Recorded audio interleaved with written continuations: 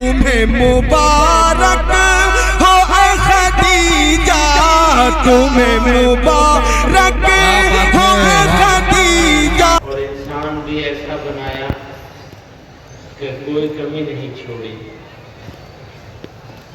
دیکھنے کے لیے آنکھیں، سننے کے لیے کان، بولنے کے لیے زبان، دل، دماغ، جگر، معدہ، آنکھ، پاؤں، غرض بے شمار نعمتیں عطا فرمائیں۔ اتنی نعمتیں دے دی کہ ہم ان کی گنتی نہیں کر سکتے۔ میڈیکل سائنس کتنی بھی ترقی کر لے، اللہ تعالیٰ نے اس جسم کے اندر جو نعمتیں رکھ دی ہیں ان کی گنتی نہیں کر سکے گا۔ پھر دنیا ہمارے لیے بنائی اور ایسی بنائی کہ اس کی نعمتوں کو بھی اگر انسان گننا چاہے تو گنتی نہیں کر سکتا۔ فرمایا وَإِن تَعُدُّوا نِعْمَةَ اللَّهِ لَا تُحْصُوهَا، اگر تم اللہ تعالیٰ کی نعمتوں کو گننا چاہو تو گنتی نہیں کر سکتے۔ وہ نعمتیں جو جسم کے اندر ہے ان کی گنتی بھی نہیں کی جا سکتی، اور جو نعمتیں ہمارے لیے ہمارے جسم سے باہر بنائی گئیں ہم اس کی گنتی بھی نہیں کر سکتے۔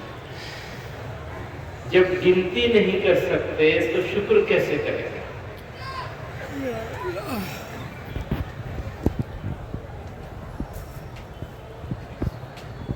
ایسا اللہ تعالیٰ کا اتنے کرم ہے کہ ہم ان کو پہچان بھی نہیں سکتے، شکریہ کیسے کریں گے؟ پھر نعمتوں کی تکمیل فرمائی، ایمان عطا کر۔ دنیا میں ہم سے زیادہ قابل لوگ موجود ہیں، زیادہ پڑھے لکھے لوگ موجود ہیں، زیادہ طاقتور ہیں، لیکن ایمان سے محروم۔ ہمارا کوئی کمال نہیں تھا، نہ ہے نہ ہو سکتا۔ اللہ تعالیٰ نے اپنے فضل سے مہربانی کر کے، کرم کر کے ہم کو ایمان کی دولت عطا فرمائی۔ کوئی کوشش نہیں کر سکتا۔ فرمایا الدنیا خلقت لکم وانکم خلقتم للآخرہ، یہ دنیا جو ہے یہ تمہارے لیے بنائی گئی، سجائی گئی۔ زمین، آسمان، ندی، نالے، دریا، ہوا، پانی، یہ سب انسانوں کے لیے بنایا گیا، اور انسان کو آخرت کے لیے بنایا گیا، پیدا کیا گیا۔ اس کی تخلیق آخرت کے لیے ہوئی ہے، دنیا کے لیے نہیں ہوئی۔ جو لوگوں نے اپنے آپ کو دنیا کے لیے سمجھ لیا کہ ان کو دنیا کے لیے پیدا کیا گیا ہے، وہ گمراہ ہو گئے۔ اس نے کہا بابر بیش کوش کہ دنیا دوبارہ نہیں، کہ بابر مزے کر لو، دنیا دوبارہ ملنے والی نہیں ہے۔ یہ اسی بابر کی بات کر رہا ہوں، ہے نا کفر؟ اور کسے کہتے ہیں؟ اسی پر دنیا ہے، دنیا والے اسی پر ہیں، کوئی حیرت کی بات نہیں ہے۔ وہ پیدا ہوا، اس کو ذرا شعور آیا، شعور آنے سے پہلے گھر والوں نے سمجھایا کہ تمہاری زندگی ایسی ہونی چاہیے، تمہارا لباس ایسا ہونا چاہیے، تمہارا گھر ایسا ہونا چاہیے، تمہاری گاڑی ایسی ہونی چاہیے۔ تمہاری زندگی ایسی گزرنی چاہیے، پر کسی نے یہ نہیں تلاشا کہ زندگی کا مقصد کیا ہے، کیوں ملی ہے دنیا کی یہ زندگی، اور موت آئے گی تو اس کے بعد کیا ہوگا۔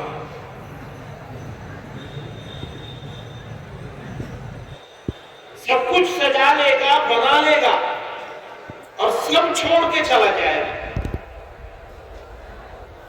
کچھ نہیں رہے گا، نہ کچھ لے جائے گا، نہ کسی چیز سے کوئی کنیکشن رہے گا، سوائے اس کے کہ اس نے زندگی آخرت کے لیے زندگی گزاری ہو۔ تو پھر اس کی نیکیاں دو طرح کی ہوگی، ایک نیکی ہوگی جو نیکی کرے گا اور اس کا ثواب مل جائے گا اس کو نیکی کا، اور ایک نیکی وہ ہوگی کہ جو باقی رہے گی، وہ شاگرد کی شکل میں ہو، اولاد کی شکل میں ہو، یا مدرسہ بنا دیا، اسکول بنا دیا۔ ابھی مجھے نے سنا ماشاءاللہ لڑکیوں کا اسکول سنگ بنیاد رکھا ہے، اور سمجھ لیجئے یہ کام بھی مدرسے والے ہی صحیح طرح کر سکتے ہیں انشاءاللہ، بشرطے کہ وہ اس معاملے میں بھی اسی طرح کھڑی رہے۔ یہ نہ سمجھے مدرسے بنائے گئے لوگوں کا ایمان بچانے کے لیے، اسکول بھی بنائے جا رہے ہیں لوگوں کا ایمان بچانے کے لیے، بچوں کا خاص طور سے بچیوں کا۔ میں نے سنا تو بتایا مولوی صاحب نے، مولانا اجود صاحب نے، بیچ میں دوسری بات نکل آئی ہے، لیکن کہہ دوں ضروری ہے، بھول جاؤں گا ورنہ۔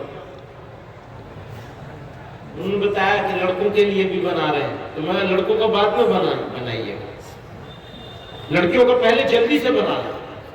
بچیاں مرتد ہو رہی ہیں، ہماری ایمان خطرے میں ہے، لاکھوں کروڑوں بچیاں اس وقت ایسی ہیں، بچیاں ہمارے نوجوان جن کو یہ معلوم ہی نہیں ہے کہ وہ مسلمان ہیں تو کس لیے مسلمان ہیں، اور ذمہ داری ہماری ہے یہ۔ تو الحمدللہ ان حضرات نے، اس ادارے نے یہ ارادہ کیا ہے، اللہ تعالیٰ پورا کروائیں گے، اس میں برکت ہوگی، یہ ایمان کی حفاظت کا ذریعہ بنے گی یہ ادارے، مقصد وہی ہے اور یہی رہنا چاہیے۔ اگر دین کی تعلیم دیں گے تو وہ بھی اسی مقصد سے دی جائے گی، اور دنیاوی تعلیم دی جائے گی تو وہ بھی اسی مقصد سے دی جائے گی۔ تو میں عرض کر رہا تھا کہ انہوں نے مقصود کچھ اور بنا لیا۔ اللہ تعالیٰ نے ہمارا مقصود کچھ اور طے فرمایا ہے، دنیا والوں نے کچھ اور مقصود بنا لیا۔ نتیجہ یہ ہے کہ برائی عام ہو گئی،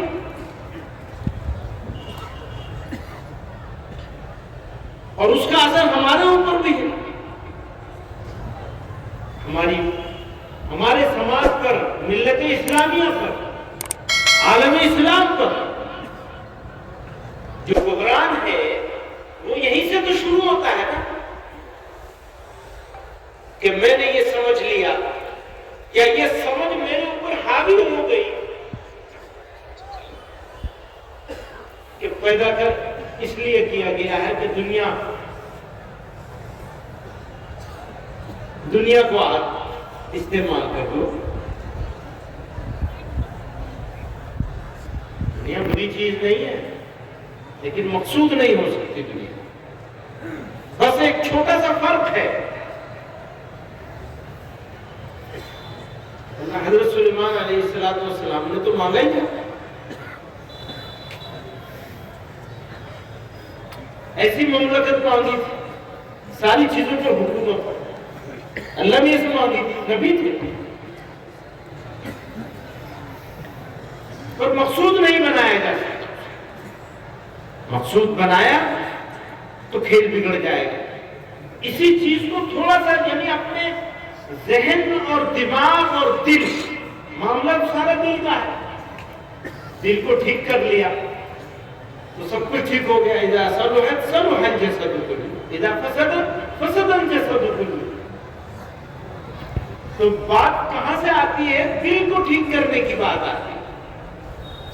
کیسے ہم اپنے دل کو ٹھیک کریں گے؟ دل کے اوپر کیسے کام کریں گے؟ دل کو کیسے اس بات پر راضی کیا جائے گا کہ ہماری یہ زندگی آخرت کے لیے ہے،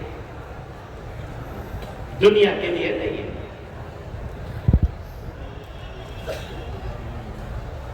یہ بھی سمجھ لیجئے کہیں دنیا کی ترتیب نہیں ہے، بس مقصود ہی کو کے اوپر بحث ہے کہ آپ نے اس کو مقصود بنایا ہے یا نہیں بنایا۔ اگر دنیا کو مقصود بنا لیا بھٹک جائے گا، آخرت کو مقصود بنا کے رکھا کامیاب ہو جائے۔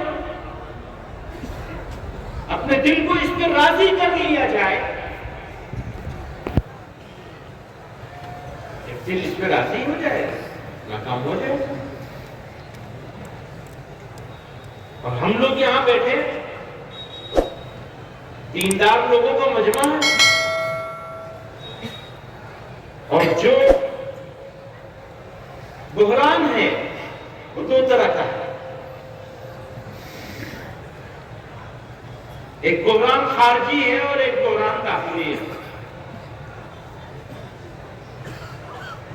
ساری قوم کی ساری توجہ خارجی بحران پر ہے۔ خارجی بحران پر بھی توجہ ہونی چاہیے،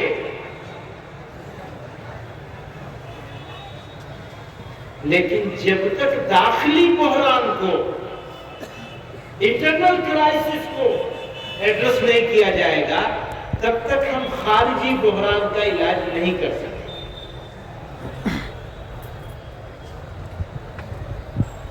داخلی بحران پر کہاں بات ہو رہی ہے، کون کر رہا ہے اور کون سن رہا ہے؟ بات کرو تو لوگ جمائی لینے لگتے ہیں، پھر ایک تیسرا بحران کھڑا ہو جاتا ہے۔ سمجھنے کو تیار نہیں ہے لوگ کہ پرابلم کیا ہے، مشکل کیا ہے۔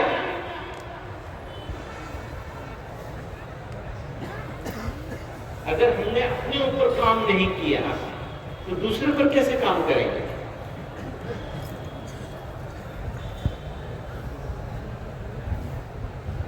اپنے اوپر کام کرنا زیادہ ضروری ہے۔ ہمارے حضرت رحمت اللہ علیہ نے پتہ نہیں میری کس بات سے ان کے اوپر کیا تاثر ہوا، فرمانے لگے پہلے اپنے آپ کو ٹھیک کر لو، بعد میں دوسروں کی بات کرنا۔ مجھے خود فرمایا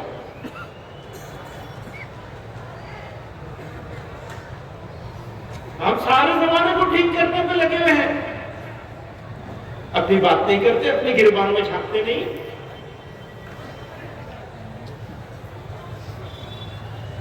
میری بات سمجھ میں نہیں آ رہی ہے، آئے گی بھی نہیں، کیونکہ یہ مشکل کام ہے اپنے آپ کو اپنے آپ کو دیکھنا اور اپنے آپ کے اوپر کام کرنا۔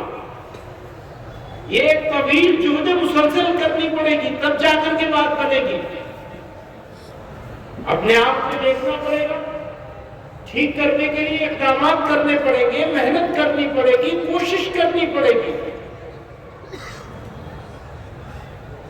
جسمانی بیماری سے کیا ہوگا؟ آدمی کو زیادہ زیادہ مر جائے گا، مرنے پہ ختم نہیں ہوتی ہے زندگی۔ اس غلط فہمی سے نکل آئیے کہ مرنے پہ زندگی ختم ہوتی ہے، وہ تو شروع ہوتی ہے، ٹرانسفر ہی تو ہوتا ہے آدمی کا، ایک اس عالم سے اس عالم میں منتقل کر دیا جاتا ہے، موت سے زندگی ختم نہیں ہوتی، بس زیادہ سے زیادہ موت آئے گی بیماری کے نتیجے میں، جسمانی روحانی بیماری کے نتیجے میں مشکل آ جائے گی، پتہ نہیں ایمان پر خاتمہ بھی ہوگا یا نہیں ہوگا۔ تو روحانی بیماریوں کی طرف توجہ دینی ہے نا۔ مولوی صاحب وہی بات پرانی بتاتے رہو گے، وہ تو کوئی نیا، میرے پاس نیا بتانے کے لیے کچھ ہے ہی نہیں، کیا نئی بات بتا دیں گے؟ اگر معاشرہ نہیں سدھرے گا، اگر افراد نہیں سدھریں گے تو معاشرہ نہیں سدھرے گا، معاشرہ نہیں سدھرے گا تو ملت نہیں سدھرے گی، ملت نہیں سدھرے گی تو مقابلہ کیسے کرے گی؟ اب مقابلے کی بات آئے گی تو دوسرے لوگ اس مقابلے کا پتہ نہیں کیا کیا مطلب نکالیں گے، ہمارے لوگ کچھ مطلب نکالیں گے ہی نہیں، دوسرا سارے مطلب نکال لے گا۔ انہوں نے جہادی بنایا ہے نا جہادی، تو جب جہاد کر لیں گے زمین جہاد کریں گے، فلاں جہاد کریں گے، فلاں جہاد کریں گے. بنایا نہیں بنایا. ہم تو یہ کہنے کی ہمت بھی نہیں رکھتے کہ جہاد ہمارے اوپر فرض عین ہے. جہاد سے انحراف جو کرے، انکار جو کرے، وہ ایمان اس کا سلب ہو جائے گا، ختم ہو جائے گا. کہہ سکتے ہیں؟ بتائیے. دوسرا، ہر چیز استعمال کر رہا ہے. ہم اپنا محاسبہ کرنے کے لیے تیار نہیں ہیں. اچھا، سبق پڑھانا تو آسان ہے، تقریر کرنا آسان ہے، کام کرنا مشکل ہے. جو حال آپ کا وہی ہمارا بھی ہے، مختلف نہیں ہے کچھ حال. اسی لیے کہنے کا کوئی اثر نہیں ہوتا. وہ مولوی صاحب کہہ رہے تھے، ہمارے مولانا افتخار صاحب، میسور میں جلسہ ہو رہا تھا، پرانی بات ہے. کہنے معلوم ہے کہ 2 کام کیوں دیے ہیں؟ کیوں دیے ہیں؟ ایک سننے کے لیے، دوسرا نکال دینے کے لیے. ابھی کتنے منٹ ہوئے؟ 19 منٹ ہوئے مجھے بات کرتے ہوئے. کتنی باتیں میں نے کہی ہیں، ان میں سے یہاں موجود لوگوں میں سے شاید ہی کوئی ایسا ملے گا جو بتا دے گا کہ یہ 4 باتیں تم نے کہی. نہیں بتا سکتا. حضرت امام ابو حنیفہ رحمۃ اللہ علیہ کے پاس ایک عورت آئی تھی بچے کو لے کے. کہنے لگی، حضرت یہ گڑ بہت کھاتا ہے، آپ اس کو نصیحت فرما دیجئے، گڑ نہ کھایا کرے. حضرت نے فرمایا چل آ جانا. تو بیچاری ماں تھی، لے کے چلی گئی واپس. لیکن پھر آئی، دور دراز سے کہیں سے آئی. حضرت نے چھوٹے سے مختصر سے الفاظ میں بچے کو نصیحت کر دی کہ بچے تم گڑ مت کھایا کرو، زیادہ گڑ کھانا نقصان دے گا. تو عورت خفا ہو گئی کہ یہ بات آپ کل بھی کہہ سکتے ہیں، دوبارہ کیوں بلایا مجھے؟ حضرت نے فرمایا کل میں نے خود گڑ کھا رکھا.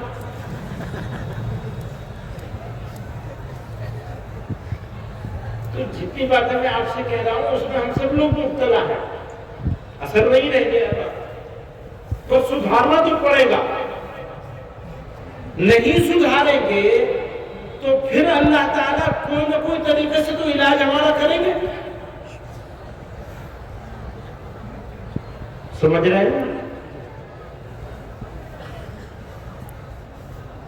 تو ہمیں اپنے اندر سدھار پیدا کرنا پڑے گا. یہ ہمارا آخرت کا معاملہ ہے، دنیا کا معاملہ نہیں ہے. صرف دنیا تو جیسے تیسے گزر جائے گی، کچھ اچھی گزرے گی، کچھ نرم گزرے گی، کچھ گرم گزرے گی، کچھ تکلیف میں گزرے گی. اچھا، بے عزتی تو بہت ہو رہی ہے نا، یہ تو سب کو معلوم ہے، اس کو بہت زیادہ کہنے کی ضرورت نہیں ہے اتنے بڑے جلسے میں.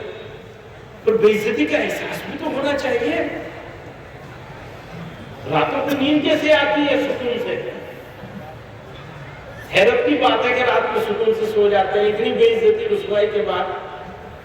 اور یہ بے عزتی رسوائی کا ماحول جو گلوبل عالمی سطح پر ہمارے اوپر ہے، کہیں نہیں ہے، صرف ہر جگہ ہے. المیہ یہ ہے کہ ہمیں اس کا احساس بھی نہیں. اور اس کے بدلاؤ کے لیے ہمیں باہر سے کچھ نہیں کرنا ہوگا، اندر سے کرنا ہوگا. انٹرنل کرائسس سے نکلنا ہوگا، معاشرے کی اصلاح کرنی پڑے گی.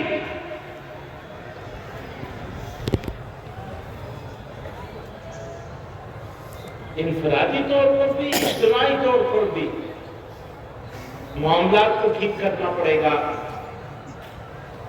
ابھی وہ اعلان کر رہے تھے کہ راستے میں گاڑیاں کھڑی کر دی ہیں. ارے راستے سے تو پتھر ہٹانے پر صدقے کے ثواب کا اعلان ہوا ہے، آپ نے گاڑی کھڑی کر دی راستے میں، آپ نے اسکوٹر کھڑا کر دیا راستے میں. آنے والے لوگوں کے راہگیروں کے لیے آپ نے تکلیف کا سبب بن گئے. جلسے والوں کے لیے، منتظمین اور ادارے کے لیے جو تکلیف بھی وہ تو الگ ہے.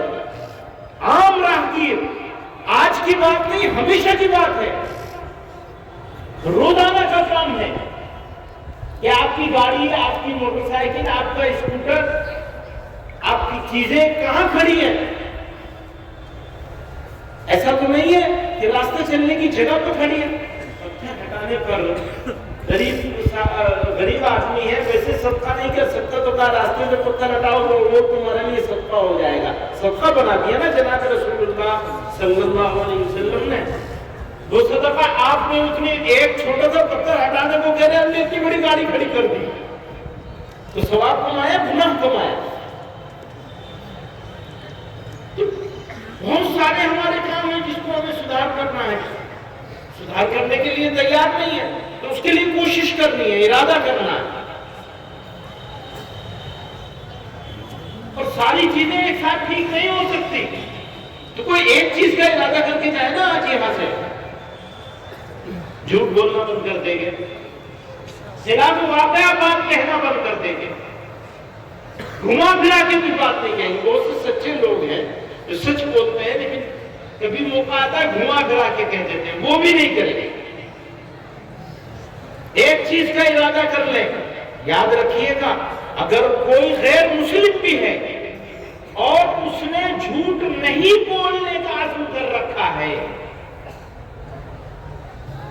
دھیان کریے سچ بولنے کی بات نہیں کر رہا ہوں, جھوٹ نہیں بولنے کا عزم کر رکھا ہے, سماج میں اللہ تعالیٰ لوگوں کے دلوں میں اس کے لیے عزت پیدا کر دیتا ہے اگر وہ غیر مسلم بھی ہے. سچ بولنا تو بہت بڑی بات ہے, صرف جھوٹ بولنا بند کر دو. عزت چاہیے نا, کیسے ملے گی؟ جھوٹ بولنا بند کر دو. میں بالکل یہ نہیں کہہ رہا ہوں آپ سچ بولنے لگی ہے, میں نہیں کہہ رہا ہوں, وہ مشکل اور زیادہ مشکل کام ہے. صرف جھوٹ بولنا بند کر دیں, صرف جھوٹ بولنا بند کر دیں. آپ کے 40 دن کے اندر اندر آپ کے سماج میں, آپ کے علاقے میں, آپ کے محلے میں آپ کی حیثیت بدل جائے گی. آپ آزما کے دیکھ لیجیے, جھوٹ بولنا بند کر دیجیے. ایک چیز کی نیت تو آسانی سے کر سکتے ہیں نا, کچھ خرچہ نہیں ہو رہا ہے. یہ تو ہم کہتے ہیں لڑکیوں کا مدرسہ بنا رہے ہیں, چندہ اسکول بنا رہے ہیں, چندہ دے کے جانا. اللہ میاں کا کام ہے, اللہ میاں کروا دیں گے, ہمیں کہنے کی کوئی ضرورت نہیں ہے. لوگوں نسلوں کے ایمان کے تحفظ کے لیے کیا جا رہا ہے کام, اللہ میاں کروائیں گے اسے. اگر قبول کر لیں گے ہو جائے گا, پتہ بھی نہیں چلے گا کام سے ہوگا انشاءاللہ. تو قبول فرمانے اللہ. تو میں تو بس ایک بات آپ سے عرض کر رہا ہوں کہ جھوٹ بولنا بند کر دیجیے, وہ بھی آپ کی عزت کے لیے, آپ کے وقار کے لیے, آپ کی حیثیت کو بلند کرنے کے لیے, آپ کے لیے بات کر رہا ہوں. اور بھی بہت سارے کام ہیں جو کرنے جیسے ہیں, اور کی بات ہی نہیں کرتے, ایک ہی کی بات کر لیں.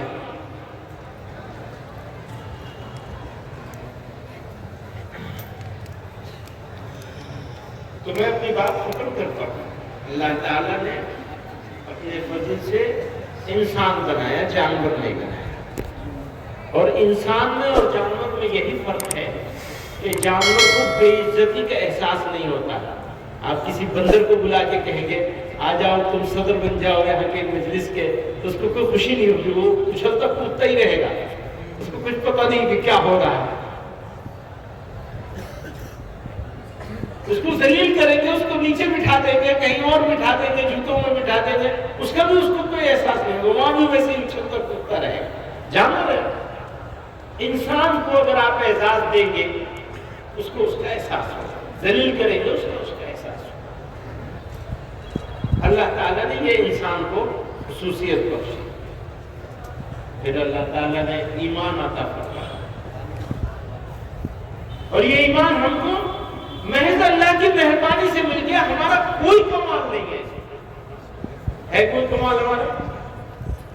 ہمیں تو پتہ بھی نہیں کہ اس گھر میں پیدا ہو جائیں گے تو ہمیں وراثت میں ایمان مل جائے گا. اللہ نے اپنے فیصلے سے الحمدللہ مسلمان ماں باپ کے گھر پیدا کر دیا, کوئی امتحان نہیں دینا پڑا. یہ سب چیز موجود ہوتی, پتہ نہیں قبول کرتے یا نہ کرتے. میں نے عرض کیا تھا کہ ہم سے زیادہ قابل لوگ موجود ہیں, ایمان سے محروم ہیں, قابل بھی ہیں, سمجھدار بھی ہیں. ہم تو بیوقوف لوگ ہیں, ہم سے زیادہ سمجھدار لوگ دنیا میں موجود ہیں, پر ایمان سے محروم ہیں. تو معلوم یہ ہوا کہ سمجھداری کا کوئی دخل نہیں ہے. اللہ تعالیٰ کو ایک مان لینے میں اور قادر مطلق مان لینے میں، بس اللہ ہی کی مہربانی ہے۔ اور اس بات کی کوشش کرنی چاہیے کہ اللہ تعالیٰ کی مہربانی باقی رہے تاکہ موت بھی ایمان پر آ جائے تو کامیاب ہو جائیں گے۔ اگر موت ایمان پر آ جائے بس حضرت شیخ عبد القادر جیلانی رحمۃ اللہ علیہ سے کسی نے پوچھا تھا، حضرت یہ اتنا سب محبت اللہ کے ذکر میں لگے رہتے ہیں، کیا چاہتے کیا ہیں آپ؟ یہ نہیں فرمایا میں اللہ میں تو مقرب بندہ بننا چاہتا ہوں، یہ فرمایا بس یہ تمنا ہے کہ موت آئے تو ایمان کے ساتھ آ جائے، بس اس تمنا میں یہ جدوجہد اور کوشش چل رہی ہے اللہ کے ساتھ۔ تو اللہ تعالیٰ ہمیں آپ کو سب کو ایمان کی زندگی اور ایمان پر خاتمے کے فیصلے کریں اور ہمارے اعمال کو بدل دیں۔ ہم نہیں بدلیں گے تو زمانہ کیسے بدل جائے گا؟ زمانہ تو کبھی بدلے گا جب ہم بدلیں گے۔ بدلاؤ ہمارے اندر آنا، قوم کے اندر آنا۔ اچھا سب کی ذمہ داری سب کی نہیں ہے، سب کی ذمہ داری خود کی ہے۔ اپنے آپ پر، اپنی نسلوں پر محنت کرنی ہے، کوشش کرنی ہے۔ اللہ تعالیٰ جو مہربانی اس نے کی ہے وہ مہربانی ہماری اگلی نسلوں تک باقی رہے، جاری رہے۔ یہ کوشش کریں گے تو انشاءاللہ ایمان پر خاتمہ بھی میسر آ جائے گا انشاءاللہ۔ اللہ تعالیٰ کے فضل سے، اس کی مہربانی سے میں شکر گزار ہوں اس مدرسے کے ذمہ داروں کا، مولانا محمد اللہ صاحب کا، مولانا محمد اللہ صاحب کا، بھائیوں کا، کہ مجھے آپ حضرات کے بیچ میں حاضری کی سعادت ان لوگوں کی مہربانی سے حاصل ہوئی۔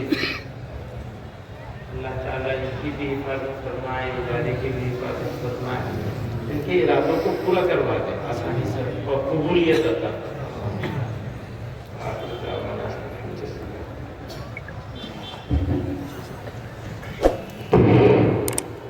حضرات ایک اعلان کرنا ہے، ذرا غور سے سماعت فرمائیں۔